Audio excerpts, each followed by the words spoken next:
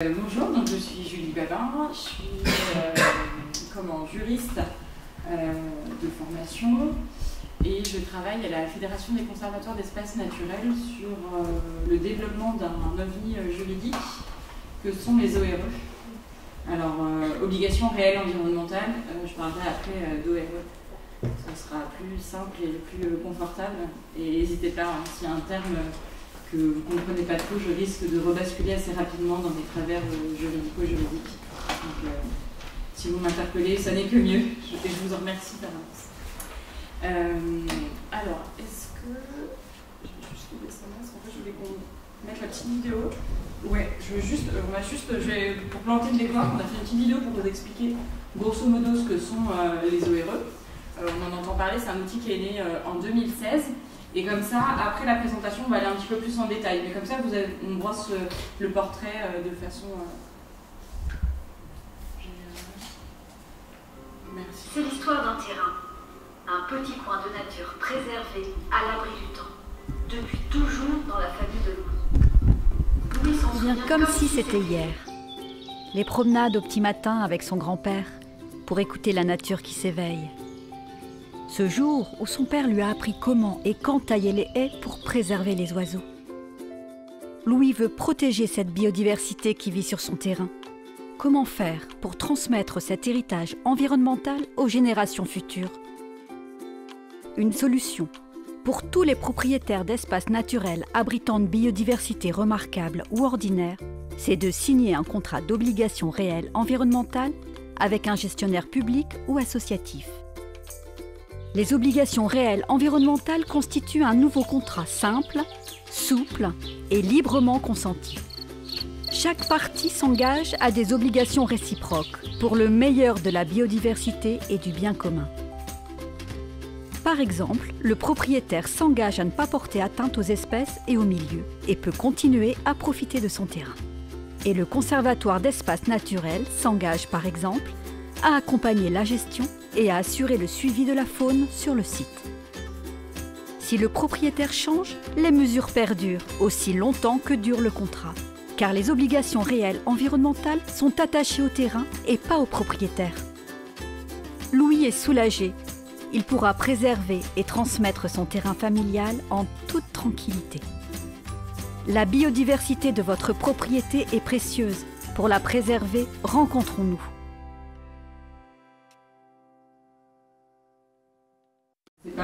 C'est l'histoire, mais on comprend assez bien, assez rapidement ce que c'est ce contrat au monde biscuit. Louis s'en souvient comme si c'était hier. Les promenades. Merci, super. Alors, les obligations réelles environnementales, pourquoi est-ce que on s'y intéresse, au-delà du fait qu'il y a le mot environnement?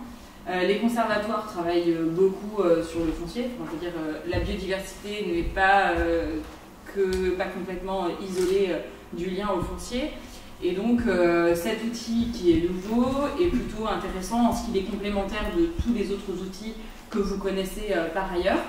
Et le réseau des conservatoires, avec le soutien de l'Agence pour la biodiversité, s'est engagé dans cette mission qui a pour objet globalement le développement de la connaissance, essayer d'avoir un maximum d'exemples variés pour déjà les analyser, voir ce qui fonctionne, ce qui ne fonctionne pas, et pouvoir en suivant après être force de proposition pour éventuellement demander des modifications. Et puis c'est aussi faire connaître l'outil, puisque il n'est pas très très connu, je ne sais pas si vous en avez beaucoup entendu parler, ça date de 2016 que je disais, donc en 2 ans, il doit y avoir à peu près 4 contrats en France de ce que l'on sait, ce qui est assez peu, d'où l'intérêt, notamment pour l'AFB, qui est un développement et une animation sur cet outil, et voilà, c'est mon travail. Voilà. Alors, qu'est-ce que c'est? On vous l'a dit tout à l'heure, c'est un contrat, et c'est en ça que c'est intéressant, puisque dans un contrat, il faut être deux personnes. Un contrat par lequel le propriétaire va se créer des obligations de faire ou de ne pas faire, qui vont avoir pour support un bien immobilier. Elles sont réelles en ce que les obligations sont attachées au bien immobilier et pas à la personne. C'est 2 grandes familles d'obligations, donc ça c'est plutôt intéressant. Et puis la finalité des obligations qui sont négociées et qui sont contenues dans le contrat, c'est de façon très générique la préservation de l'environnement. On verra après, c'est un petit peu plus fin, mais pour que vous ayez un peu l'idée de voilà, comment ORE, qu'est-ce qu'il y a derrière, c'est à peu près tout ça. Mais avec la petite vidéo, normalement, on ne comprend pas trop mal. Alors, je vous l'ai dit, pour un contrat, il faut être au moins 2 personnes. La première personne qui est l'interlocuteur incontournable, c'est le propriétaire.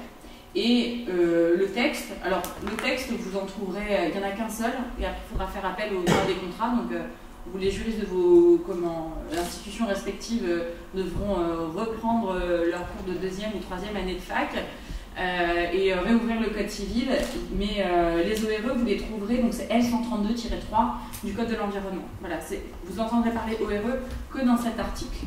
Voilà. Et après, aux juristes de faire semblant.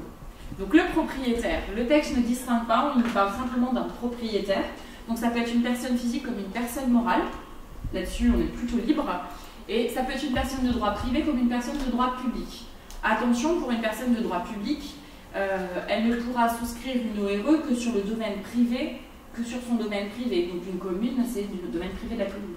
Domaine public étant par nature imprescriptible, toutes les caractéristiques classiques du domaine public empêchent la constitution d'une obligation réelle environnementale sur le domaine public. Voilà. Ça déjà, ça fait partie des choses, vous savez, vous pouvez le mettre de côté si vous avez à travailler sur le domaine public d'une collectivité. Les précautions classiques, je les ai rappelées, mais ça va toujours mieux en le disant.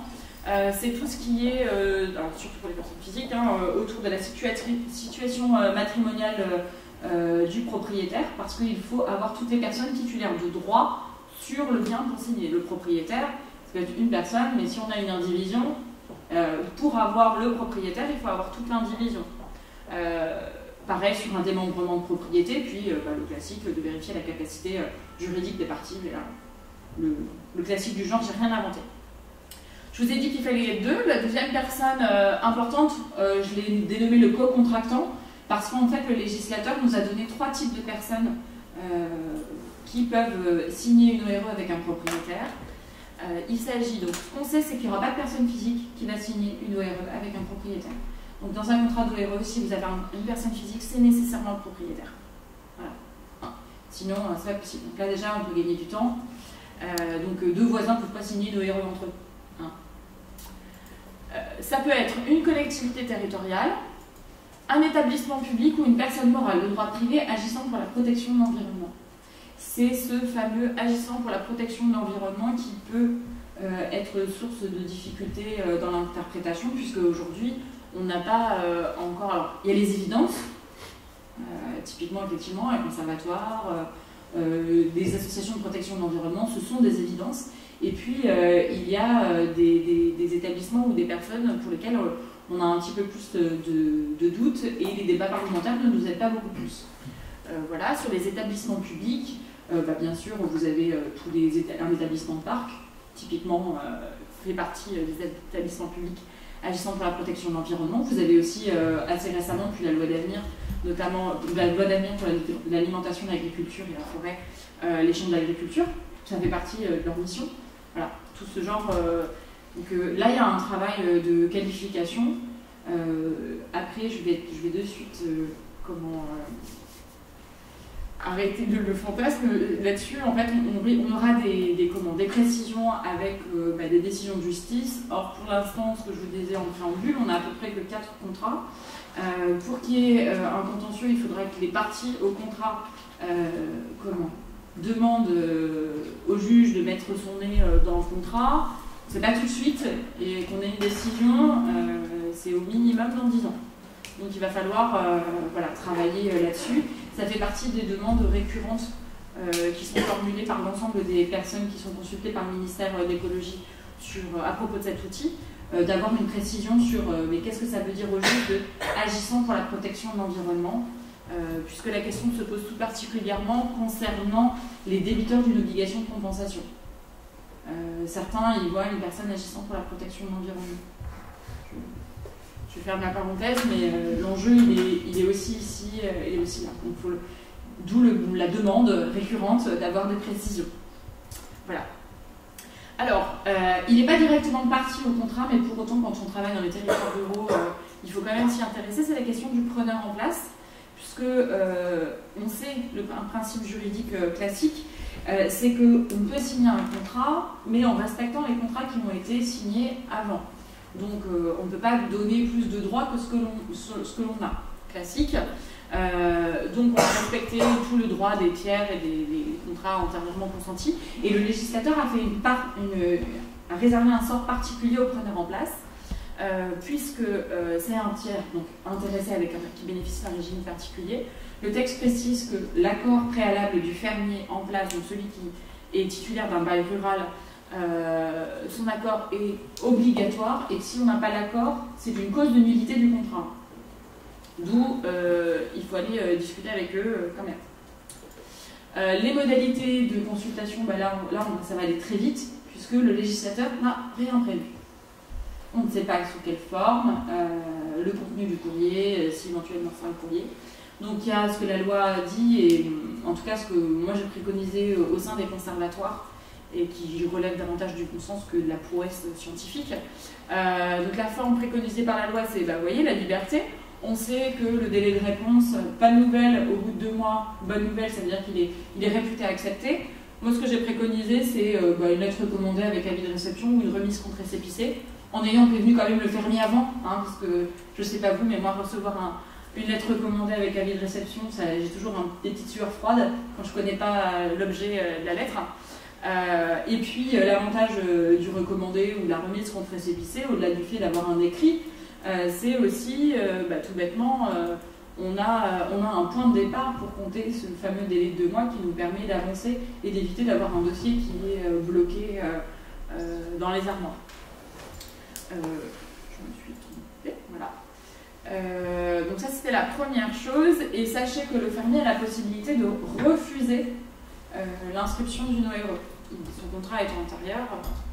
Alors, qu'est-ce que ça veut dire? Le texte nous dit que le refus doit être motivé. Ça veut simplement dire que le juge pourra aller vérifier les raisons du refus. Ça ne veut pas dire qu'il doit faire assaut de motivation. Voilà. Pour l'instant, c'est pas encore inclus. Alors, on rentre dans le dur du contrat, les obligations des parties, parce que c'est quand même, on a bien compris qu'il y avait 2 personnes, s'engagent les obligations de faire ou de ne pas faire, qui vont permettre de répondre aux finalités légales de l'ORE, qu'on va voir juste après. Pas des obligations doivent toujours être connectées à l'objet du contrat. On ne met pas des obligations juste pour le plaisir, on doit toujours avoir un minimum de lien. Là, le texte ne dresse aucune liste, à la différence de ce à quoi on peut être habitué, notamment sur le bail rural, avec des clauses environnementales. Donc finalement, notre seule limite, ce sera notre capacité à imaginer des obligations. Et ça, voilà, bon, on devrait y arriver. Les obligations doivent être réelles, on ne doit pas avoir une obligation une obligation fantomatique. On doit préserver un minimum d'équilibre d'obligations entre les parties. Alors on peut avoir une des parties qui s'engage plus que l'autre. En revanche, le déséquilibre ne doit pas être tel qu'on a l'impression qu'il n'y en a qu'un seul qui s'est engagé, puisque l'un des attraits et l'une des caractéristiques plus exactement de l'ORE, c'est que les obligations sont réciproques. Il n'y a pas qu'une seule personne qui s'engage. Le propriétaire s'engage à faire ou ne pas faire quelque chose, et le co-contractant aussi. Et c'est en ça que c'est important de préserver le caractère, alors je suis désolée, je vais prendre un gros mot juridique, signalagmatique du contrat. Je vous ai prévenu avant, puisque si on perd ce caractère-là, on n'est plus dans la définition légale même de ce que sont les ORE, on n'est plus dans la définition légale, on est dans un contrat normal, et donc toutes les caractéristiques qui sont associées, et notamment l'attachement des obligations aux biens immobiliers, tombent. C'est un petit peu ballot parce que c'est ce qu'on va rechercher le plus souvent dans la mobilisation de cet outil plutôt qu'un autre. Alors, je vous ai mis quelques petites obligations, quelques propositions. Hop, vous pouvez avoir une obligation de ne pas construire sur la parcelle ou de ne pas utiliser de produits phyto. Vous pouvez avoir, le co-contractant peut s'engager à effectuer un suivi faune flore ou à venir faire à faucher, apporter des conseils dans la gestion, des conseils de gestion.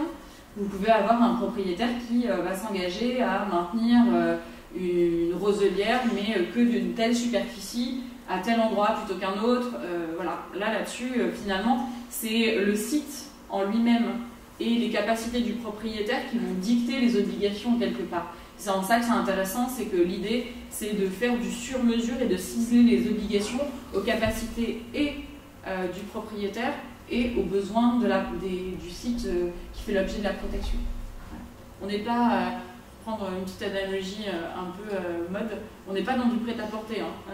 Le contrat d'ORE, c'est fait pour durer et du coup, c'est quelque chose qui va être taillé, ciselé aux besoins. Alors les finalités, c'est quand même ça, parce qu'on peut en faire, mais on peut en faire pourquoi faire donc la liste, on les a, c'est maintien, conservation, gestion, restauration d'éléments de biodiversité ou de fonctions écologiques. Ça peut être tous ces éléments à la fois, l'un d'eux, voilà, il n'y a pas de bonne ou de mauvaise finalité, c'est à vous de choisir en fonction de ce qu'il y a. Ce qui est intéressant, c'est que finalement, on peut avoir des éléments de biodiv ou des fonctions écologiques dans tous leurs états, puisqu'on va avoir du maintien, de la gestion, mais aussi de la restauration, ce qui suppose qu'on est dans un cas où il y a besoin de restaurer, donc on est dans un état dégradé. À noter que l'article L132.3 précise, il n'y avait pas besoin, mais ça va mieux parfois en le disant, que les ORE peuvent être utilisés dans le cadre de la mise en œuvre de la séquence ERC. Donc d'où le lien avec la restauration, on le voit assez bien.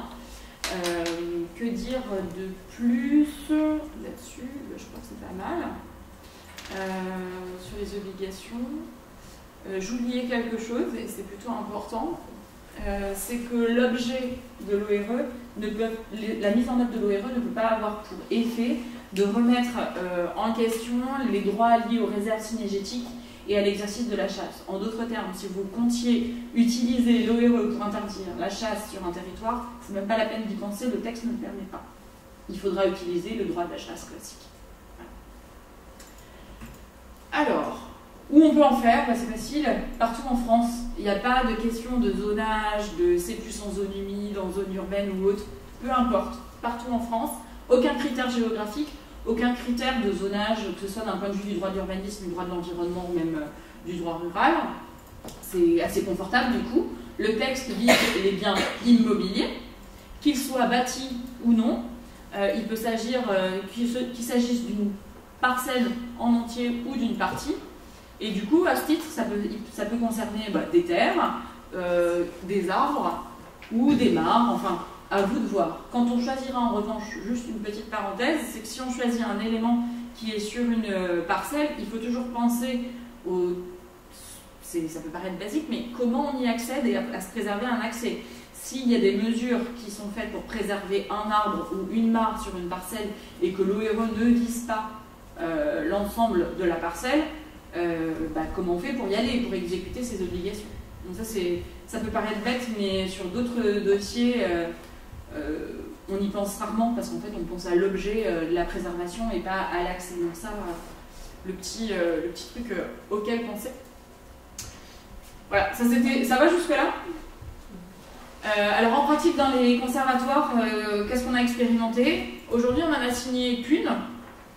Parce que c'est le travail c'est un peu long, on l'a signé au mois de mai, mais plutôt la bonne nouvelle c'est qu'on en a 10 autres en chantier qui devraient être signés dans pas très longtemps, ce qui me permet d'avoir du coup, c'est pour ça que je les distingue bien, ce qui est signé. Et puis on en a à peu près 8 sur lesquels on est dans des échanges de projets d'actes, donc on peut considérer qu'on est plutôt très bien avancé, et d'autres on est en cours d'instruction du dossier pour tailler un peu dans la masse les types d'obligations et puis après affiner. Alors, sur celle qui a été signée, c'est le CEN de Savoie qui a signé la première. Elle a été signée avec une collectivité. Il y a eu, donc cette collectivité, après une animation foncière sur à peu près 20 ans, il me semble, a acheté tout l'espace que vous voyez là. Voilà. Et leur objectif, c'était une ancienne peuplerée qui était complètement en friche et ils ont fait des travaux de restauration. Donc il y a eu des travaux de restauration qui ont été faits, jusque-là très bien, donc vous voyez tout ce qui a été fait dans le cadre des travaux de restauration, et ils se sont dit très bien, les travaux c'est fait, et maintenant comment on fait pour maintenir, pour avoir cette gestion, quelque part le plus dur reste à venir, parce que déjà le faire c'est pas mal, mais l'entretenir c'est mieux. Donc ils se sont dit pourquoi pas utiliser une ORE. Ils travaillaient déjà avec le conservatoire qui leur a proposé, hein. Ça n'est pas venu tout seul, ils ne se sont pas dit au conseil municipal, tiens, si on faisait une ORE, c'est pas venu comme ça. Donc le contrat, donc voilà, ça c'était au jour de la signature, ça ressemblait à ça. Donc, je ne sais pas trop à quoi ça ressemble aujourd'hui, hein. Mes collègues m'ont pas envoyé de photos. C'est un contrat qui a été conclu pour une durée de 10 ans, et je ne l'ai pas précisé tout à l'heure, parce que ça me semble tellement évident, mais c'est que on fait appel pour tout ce qui n'est pas prévu dans l'article 32.3, on va aller regarder ce qui se passe dans le droit civil. Et dans le droit civil, la durée des contrats, c'est de 1 jour à 99 ans. Un contrat éternel, ça n'existe pas. Donc la durée de l'ORE, à vous de la fixer en fonction de ce que chacun est capable d'accepter en durée. Ici, le conseil municipal, depuis longtemps, savait qu'il allait avoir une gestion sur à peu près 30 ans. Le maire, lui, était en capacité, il avait intégré que ça pourrait être plus long, mais il a préféré jouer la sécurité et en parler au conseil municipal. Du coup, ils sont partis sur une durée de 30 ans. Ça ne veut pas dire que le contrat ne sera pas renouvelé derrière, mais voilà. Ça, c'est la première chose. Alors, les finalités, maintien, gestion, conservation, et donc pas de restauration, parce que ça avait déjà été fait. Des fonctions écologiques et puis fonctions écologiques, il y avait, on n'est pas loin du Rhône, de mémoire, d'une digue, enfin un truc comme ça, avec un fleuve. Voilà, j'ai vu ça de loin, je ne suis pas spécialiste de l'eau. Hein, vous l'avez compris, mon travail c'est le droit. C'est pas, mais en tout cas, ce qui était intéressant, c'est que du coup, il y avait tous ces liens-là. Je me rappelle parce qu'il y avait une problématique avec Gemapi, et du coup on s'est dit non, on est bon. La commune, à quoi elle s'est engagée? Elle s'est engagée donc à ne pas construire sur les parcelles, à ne pas porter atteinte de quelques... Alors on a mis une formule un peu générique exprès, hein, donc à rien faire pour venir abîmer le site, et puis à mettre à disposition les parcelles au SEM pour qu'il accomplisse les mesures de gestion. La formule un peu générique, c'est que dans le cadre du projet de restauration et dans le cadre du projet de la collectivité, il va y avoir une ouverture au public, mais que sur un certain tracé. Et donc ils vont être obligés de venir pour implanter les petites cabanes d'observation. Donc on sait très bien qu'il va y avoir ça, donc c'est pour ça qu'on a mis cette obligation générique. Et puis le SEM, ça va être d'assurer la gestion écologique, et ce pourquoi on lui permet d'accéder au site, hein, quand même, conformément à un plan de gestion qui va être défini et approuvé, et puis de réaliser des inventaires et des suivis. Ce qui nous a semblé intéressant dans ce contrat, alors au-delà du fait que c'était premier, il est largement perfectible, mais il a le mérite déjà d'exister. Ce qui est intéressant, c'est qu'on a utilisé finalement des outils classiques avec lesquels on travaille, le plan de gestion par exemple, qu'on a couplé avec l'ORE, qui est vraiment l'ancrage sur le long terme et l'attachement au foncier. C'est en ça que c'est intéressant en fait. Sur une collectivité, le lien, le risque lié à la collectivité, c'est plus le changement de gouvernance au sein d'une commune qui peut être une source de difficulté dans la gestion après du site, avec un privé, et c'est en ça que c'est aussi intéressant, c'est aussi le changement de propriétaire, quelqu'un qui n'a pas forcément le même attachement environnemental au site. Du coup, on peut avoir des conventions qui tombent comme ça, et là c'est pas mal parce que ça permet de l'inscrire dans la durée, et ça c'est plutôt l'atout majeur à mon sens des ORE. Alors voilà, je vous disais, ça commence à fleurir. On en a une qui est plutôt intéressante. Alors je commence par celle qui n'est pas c'est un cousin Seine, mais c'est pas encore totalement Seine, c'est pour moi. En Guyane, ce qui est intéressant en Guyane, c'est qu'il y a un projet, un producteur immobilier, donc il y a un grand qui est en train de construire sa maison. Et ce qui est plutôt intéressant, c'est que l'Adréal leur a demandé, dans le cadre de la mise en œuvre de la séquence ERC, puisque le projet se fait en bordure immédiate d'une réserve naturelle, de consolider la phase d'évitement au moyen d'une ORE. Et donc ça nous semble vraiment intéressant d'avoir toute une sorte de cordon un peu sanitaire tout au bord de la réserve pour préserver justement l'impact potentiellement négatif de l'habitation par rapport à la réserve. Donc ça c'est plutôt intéressant. En Savoie, il y en a deux avec des collectivités. Une ORE d'une durée de 25 ans, une autre qui est partie pour être de plus de 50 ans. La durée précise, pour l'instant, je ne l'ai pas parce que ça fait partie du gros de la discussion. Voilà. En Franche-Comté, on est sur... alors ce qui est plutôt rigolo, c'est la même chose qu'une qui est en étude en Languedoc-Roussillon. C'est des personnes où on sait que le bien va être vendu et la mobilisation de l'ORE, elle est là pour que l'ancien propriétaire, donc le futur vendeur, mobilise l'ORE vraiment pour préserver en gros son investissement qui est plus de l'ordre de l'affect qu'autre chose. En Languedoc, c'est typiquement ça. On a un propriétaire exploitant, donc agriculteur, qui va transmettre son exploitation à son fils d'ici 5 à 10 ans, et il a confiance, mais il veut sûr. Je vous le fais en raccourci. Et du coup, lui, il se dit de dire de mes collègues, c'est un petit bijou de biodiversité. Donc, je n'ai pas vu ce petit bijou de biodiversité, mais je les crois bien volontiers. Et donc, c'est un monsieur qui travaille beaucoup sur ses parcelles depuis une trentaine d'années et qui, justement, en prend grand soin. Et il aimerait que son fils, ou les associés de son fils, hein, parce qu'on sait très bien sur l'agriculture, il y a le fait qu'il s'associe, c'est pas quelque chose de complètement délirant. Il veut être certain que ce qu'il a travaillé, ça reste. Donc, ça, c'est plutôt intéressant. En Aquitaine, on en a une semblable et on en a une dans le cadre, enfin, on est en plein échange dans le cadre de la compensation. Et puis en Centre-Val de Loire, pareil, c'est un propriétaire privé sur c'est une démarche, j'appelle ça patrimoniale, par opposition à la compensation. C'est juste pour essayer d'avoir ces deux grandes familles et les classer, ce qui est plutôt intéressant. Alors, voilà, aujourd'hui, c'est un peu le... Mince! Pardon. Sorti un peu vite. Aujourd'hui, ça commence à émerger. On est aussi consulté par d'autres personnes qui réfléchissent à mobiliser des ORE. Donc, je pense que petit à petit, on va en entendre parler.